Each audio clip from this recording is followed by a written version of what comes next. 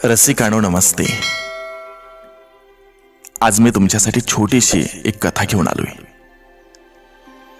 या कथेतून तुम्हाला खूप खूप शिकायला मिळेल. एक माणूस असतो, तो एवढा गरीब असतो की त्याला 2 वेळचं अन्न देखील नीट मिळत नसतं. तो एका ठिकाणी बसलेला असतोय. तेव्हा त्याच्या समोरून एक तपश्चर्या केलेलं मोठं साधू महाराज चाललेले असतात. तो त्यांना बघून म्हणतो, महाराज, तुम्ही तर खूप महान साधू दिसत आहात. मला सांगा, माझ्या नशिबात नक्की काय लिहिलंय? मला 2 वेळची नीट भाकरी सुद्धा खायला मिळत नाही आणि आयुष्यात नुसतं दुःखच दुःख आहे. तेव्हा महाराज म्हणतात, ठीक आहे, आणि डोळं बंद करून थोडी साधना करतात. काही वेळानंतर डोळं उघडल्यानंतर ते त्या माणसाला सांगतात, इथून पुढे तुझ्या आयुष्यात मोजून फक्त 20 भाकरी लिहिल्यात आणि याच्या व्यतिरिक्त तुला आयुष्यात काही मिळणार नाही. तुला 20 भाकरी मिळतील, पण त्यानंतर तू राहशील की नाही हे मी सांगू शकत नाही. तेव्हा तो माणूस म्हणतो, महाराज, तुम्ही एवढं ज्ञानी आहात, विद्वान आहात, तुम्ही एवढं भविष्य बघता, तेव्हा असं काहीतरी करा की या 20च्या 20 भाकरी मला एक साथ आत्ता मिळायला हव्यात. कारण मी आत्तापर्यंत एक साथ कधी 2 भाकरी सुद्धा बघितल्या नाहीत. तेव्हा महाराज म्हणतात, अरे, तुला या 20 भाकरी मिळून तर जातील, पण नंतर तुझ्या आयुष्यात काहीच नाही. या शेवटच्या 20 भाकरी असणार आहेत. तेव्हा तो माणूस म्हणतो, महाराज, ठीक आहे, नंतर काही नाही मिळालं तरी चालेल, पण आता 20 भाकरी मिळाल्या तर बरं होईल. तेव्हा ते साधू महाराज म्हणतात, ठीक आहे, आणि कसे तरी ते आपल्या शिष्यांची मदत घेऊन त्या माणसासाठी 20 भाकरींची व्यवस्था करतात आणि त्याला सांगतात, या तुझ्या वाट्याच्या राहिलेल्या 20 भाकरी आहेत. आणि असं बोलून ते महाराज निघून जातात. आता तो माणूस त्या भाकरी खायला सुरुवात करतो. तो खूप खुश असतो. ज्यानं 2 भाकरी कधी एक साथ खाल्ल्या नाही, त्याला एकदम 20 भाकरी मिळालेल्या असतात. मग ते अर्धी भाकरी खातो, नंतर 1 भाकरी खातो, नंतर 2 खातो. आयुष्यात त्यानं एवढं जेवण कधीच केलेलं नव्हतं. 2 भाकरी खाल्ल्यानंतर त्याचं पोट भरलं. आता पोट भरल्यानंतर तो विचार करतो की या राहिलेल्या 18 भाकरींचं मी काय करू. तेव्हा तो बघतो की त्याच्यासारखाच माणूस समोरून चाललेला असतोय. तो सुद्धा खायला काही मिळतं का त्याच्या शोधात असतो. मग तो त्या दुसऱ्या माणसाला म्हणतो की आज माझ्याकडे 18 भाकरी आहेत, त्यातल्या 2 तू घे.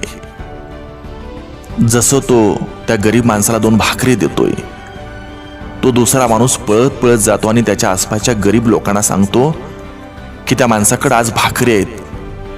तेव्हा ती सगळी गरीब त्या माणसाकडे येतात आणि मग राहिलेल्या सगळ्या भाकरी त्या गरीब लोकांमध्ये वाटतो. काही वर्ष उलटल्यानंतर ते जे साधू महाराज असतात ते त्याच रस्त्यानं चाललेले असतात. ते विचार करतात की मी काही वर्षापूर्वी इथं एका माणसाला 20 भाकरी दिल्या होत्या, ज्या त्याच्या नशिबातल्या शेवटच्या भाकरी होत्या. आता बघू तरी त्या माणसाचं काय हाल आहेत. ते जेव्हा त्या जागेजवळ येतात तेव्हा ते बघतात तर तो माणूस खूप मोठा धनवान झालेला असतोय. त्यानं तिथं खूप मोठा मांडव घातलेला असतोय. तिथं हजारो लोक जेवत असतात. जेवणामध्ये सुद्धा स्वादिष्ट पक्वान्न असतात. ते साधू महाराज एकदम हैराण होतात. ते त्या माणसाजवळ येतात आणि विचारतात, हे कसं झालं? तुझ्या हाताच्या रेषावर, तुझ्या मस्तकावर फक्त 20 भाकऱ्या लिहिल्या होत्या. याच्या व्यतिरिक्त तुझ्या आयुष्यात काहीच नव्हतं, पण आज तर तू धनवान झालास. तुझ्यामुळे आज हजारो लोक जेवत आहेत. तेव्हा तो माणूस म्हणतो, महाराज, जेव्हा तुम्ही मला 20 भाकरी देऊन गेलात तेव्हा त्यातल्या मी फक्त 2च भाकरी खाऊ शकलो. मग बाकीच्या 18 भाकरी मी माझ्यासारख्याच गरीब लोकांना वाटल्या.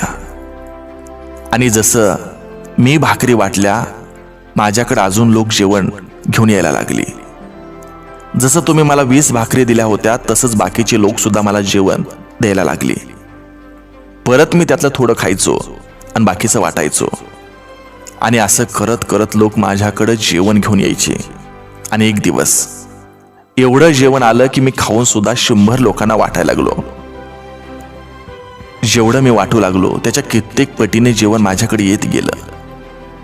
माझे काम बघून काही मोठ्या लोकांनी मला घर घेऊन दिलं. त्यांनीच मला व्यवसाय चालू करून दिला.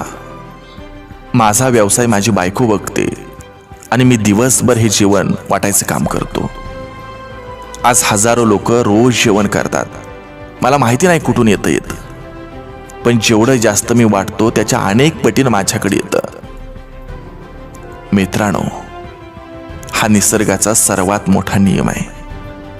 जेवढं तुम्ही दुसऱ्याला देता निसर्ग तुम्हाला अनेक पटीनं देतो आणि हा नियम 100% काम करतो.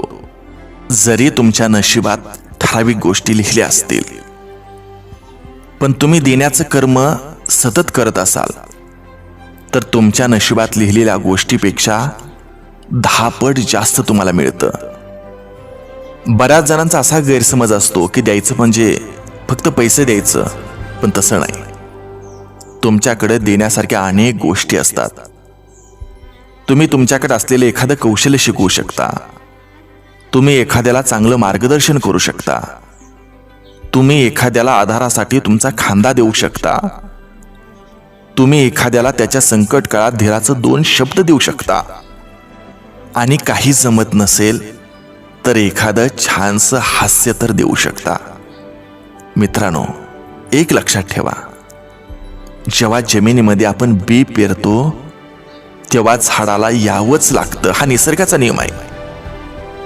तसेच ज्या वेळेस तुम्ही तुमच्याकडे असलेल्या गोष्टी द्यायला सुरुवात करता निसर्गाला तुम्हाला द्यावंच लागतं. हा निसर्गाचा नियम आहे. पण आपली अपेक्षा असते आपण ज्याला मदत केली त्यानंच आपली मदत केली पाहिजे. आणि मग आपण म्हणतो मी त्याला एवढी मदत केली आणि नंतर त्यानं धोका दिला. मित्रांनो, जरुरी नाही की ज्याला तुम्ही मदत केली त्याच्याकडूनच तुम्हाला काही मिळेल. ते वेगळ्या रूपात सुद्धा मिळू शकतं. जसं तुमचं ऑफिसमध्ये प्रमोशन होईल, तुमच्या मुलांना चांगली शाळा मिळेल, तुमची अडकलेली कामं पटापट व्हायला सुरुवात होतील. पण तुम्ही वाटले की तुम्हाला मिळणार हे निश्चित. अजून एक गोष्ट स्पष्ट करावीशी वाटते, ती म्हणजे स्वतःचं नुकसान करून दुसऱ्यांना काही देऊ नका. त्या गरीब माणसानं आधी स्वतःचं पोट भरलं आणि मग राहिलेले दुसऱ्यांना वाटलं. तसंच तुम्ही सुद्धा स्वतःचं नुकसान होऊ न देता दुसऱ्यांची मदत करा, दुसऱ्यांना आधार द्या, सहाय्य करा. म्हणून जो माणूस देणारा असतो त्याला आयुष्यात कधीच काही कमी पडत नाही. आणि हे सत्य आहे.